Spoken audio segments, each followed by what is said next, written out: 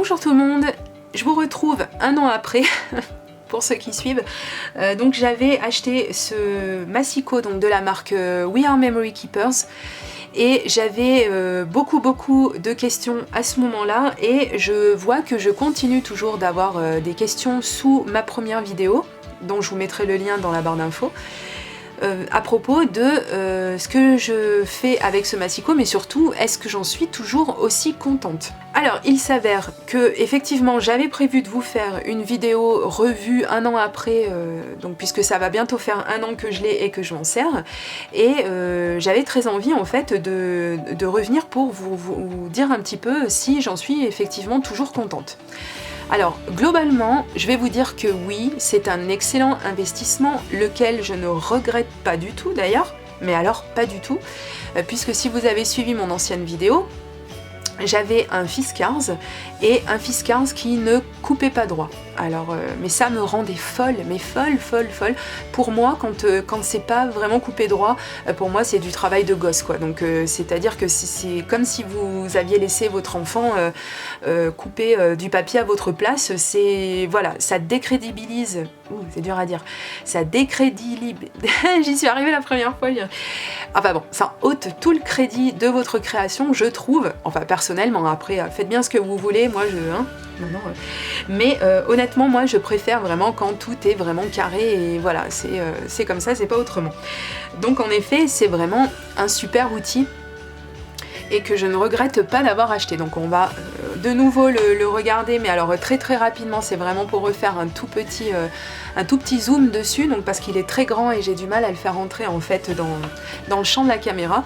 Donc pour information, c'est un très grand gabarit donc qui se replie. Ça c'est bien pour les gens qui comme moi n'ont pas beaucoup de place, qui n'en ont toujours pas vraiment, depuis l'année dernière ça n'a pas vraiment changé. Donc l'avantage, il se replie à l'arrière, donc il a ces petits pieds comme ça qui viennent se fermer pour coincer, éviter qu'on casse le tout.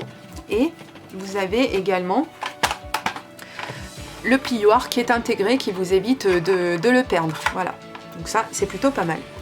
Donc l'inconvénient que j'avais souligné, c'était le fait qu'il ait les inches en haut et les mesures en centimètres sur le bas, et c'est vrai qu'en toute honnêteté, il y a des moments, ça a tendance un petit peu à me perturber, voilà.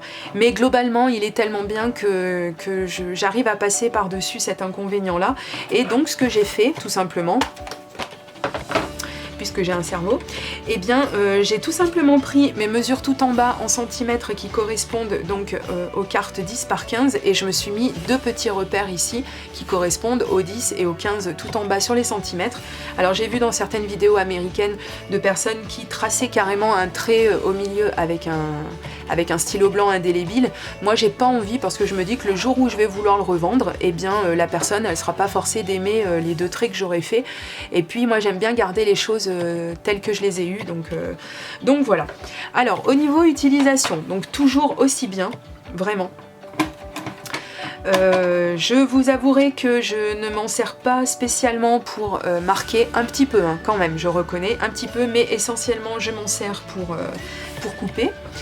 Et donc ce qui m'inquiétait un petit peu de ce temps-là, et qui honnêtement continue un petit peu de m'inquiéter, mais un an après globalement ça va toujours bien, c'était que le plastique en fait fait un petit peu cheap, un peu léger quoi, si on veut. C'est voilà, notamment ça, c'est une chose à laquelle il faut faire très attention. Donc c'est ce qu'on replie en fait pour venir caler le papier ici, pour pouvoir plier tranquillou bilou sans que le papier se fasse la malle, voilà, et qu'on enlève quand en fait on vient couper, puisque notre repère de coupe est ici. Et donc ce que je craignais, c'est ce que j'ai vu dans certaines vidéos en fait, de personnes qui appuient tellement qu'elles arrivent à entailler leur plastique ici au niveau de la rainure. Mais Dieu merci, jusqu'à présent ça m'est pas vraiment arrivé, et quand bien même on a du papier assez épais à couper, ce que je vous conseille de faire, plutôt que d'être là et vas-y que je te monte et que je te descends ou que j'appuie comme un bourrin, et ben en fait tout ce qu'il y a à faire en fait, hein, c'est tout simple, c'est donc de prendre son papier, de bien le caler en haut hein, sur les repères pour être vraiment comme il faut.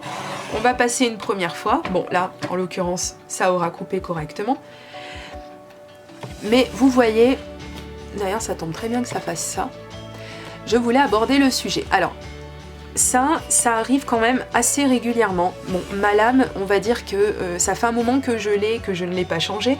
J'utilise quand même pas mal mon massicot, donc ça peut faire en sorte effectivement que ça émousse ma lame. Donc dans ces cas-là, on peut prendre de l'aluminium et passer sa lame dessus pour venir l'aiguiser un tout petit peu. On peut racheter une autre lame aussi. Ça, de toute façon, vous allez y passer, hein, vous pouvez reculer l'échéance tant que vous voulez, vous allez y passer. Mais surtout, ce qui est bien à faire, en fait, c'est que donc on prend sa lame, on la sort de son logement. J'ai toujours du mal à faire ça. Hein. Donc j'ai réussi, ça c'était pour vous montrer que c'est pas super facile pour changer la lame. Donc en fait il y a un endroit au milieu ici où c'est un tout petit peu moins rigide, le plastique est moins rigide. Donc il suffit en fait de l'écarter un tout petit peu, allez-y mollo, parce que comme je vous dis, on ne sait jamais. Voilà, et vous replacez votre lame dans le bon sens, ça marchera mieux. Hop là, et donc ça y est, de nouveau, ça marche. Donc ce qu'il est conseillé de faire en fait, c'est quand on coupe, de toujours couper dans le même sens. C'est-à-dire toujours du haut vers le bas ou toujours du bas vers le haut, mais ne faites pas les deux puisque votre lame, si vous l'utilisez toujours dans le même sens, elle va s'user comme ça, dans un sens. Et en fait, vous n'aurez qu'à la retourner et recommencer de l'autre côté. Est-ce que vous saisissez que comme ça vous aurez deux lames neuves en une seule? C'est-à-dire que il est vraiment pas conseillé quand on coupe de faire des allers-retours comme ça. Après faites ce que vous voulez, grand bien vous fasse si c'est ce que vous voulez faire. Mais en tout cas si vous voulez conserver les lames des massicots plus longtemps, pardon, il est quand même conseillé de faire ça. Moi c'est ce que je fais depuis des années et c'est vrai que mes lames je les change quand même pas toutes les semaines donc ça va. Alors globalement, eh bien, comme je vous disais, il continue de couper très droit, même un an après, c'est formidable, il continue. Moi, vraiment, c'est quelque chose qui me... Ça me fait toujours quelque chose, quoi, parce que il y a quand même pendant un bon moment avec mon Fiskars, je me suis pris la tête à ce que ça coupe pas droit, etc. C'était pénible, ça m'énervait, etc. Fallait toujours reprendre derrière avec la règle et le cutter, on n'a pas que ça à faire, quoi. Donc effectivement, en toute honnêteté, mon modèle à moi du moins vraiment continue de m'enchanter, mais alors chaque fois que je l'utilise. Après, c'est peut-être pas sur tous les modèles non plus, puisque j'ai eu des retours de personnes qui m'ont dit, déjà de une, qu'elles avaient un Fiskars et qui, elles, voyaient qui coupait très droit. Eh ben, j'en suis très contente pour vous. Et il y a eu d'autres personnes qui m'ont dit qu'elles avaient ce modèle-là et qu'elles en étaient très mécontentes parce qu'il ne coupait pas droit, parce que... Alors après, je sais pas si ça vient de l'utilisation qu'on en fait, je ne sais pas si ça vient durant la fabrication, s'ils sont fabriqués tous exactement pareil. J'en sais rien du tout. Après c'est possible hein, de toute façon qu'il y ait des soucis sur certains modèles. Après je sais pas même si on a exactement le même. Voilà, c'est pas moi qui les fabrique hein, donc je pourrais pas vous en dire plus. Mais en tout cas on m'a demandé de faire un petit bilan presque un an après, donc c'est fait.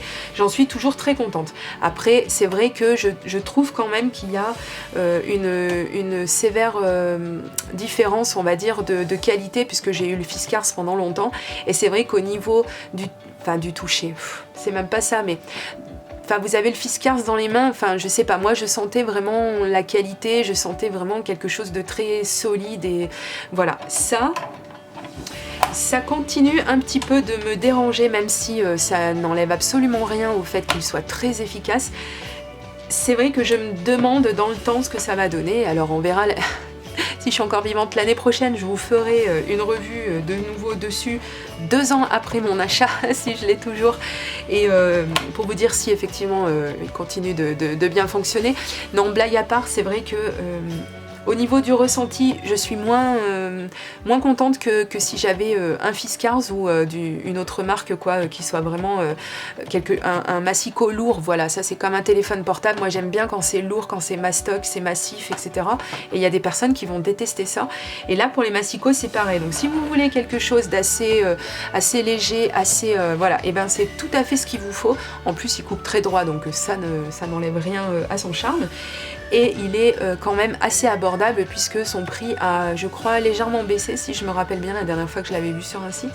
Donc que des avantages, vraiment je persiste et signe pour vous dire que c'est vraiment un très bon investissement et que s'il fallait le refaire, je le ferai allègrement jusqu'à temps que je trouve mieux, parce qu'il existe peut-être encore mieux, mais c'est vrai que pour l'instant c'est vraiment quelque chose de très bien, surtout si, comme je vous disais tout à l'heure, au niveau de la place, et comme je l'avais déjà abordé dans ma précédente vidéo, si vous n'avez pas la place ou pas le budget de vous acheter une Scorpal, donc quelque chose pour marquer, faire des enveloppes, faire des mini, faire tout ce que vous voulez, hein, même juste plier vos cartes en deux et marquer le pli au milieu proprement, et bien vous avez donc la tablette de rainurage qui est intégrée au Massico, et du coup vous achetez deux outils en un seul, donc vraiment mais que des avantages. Voilà.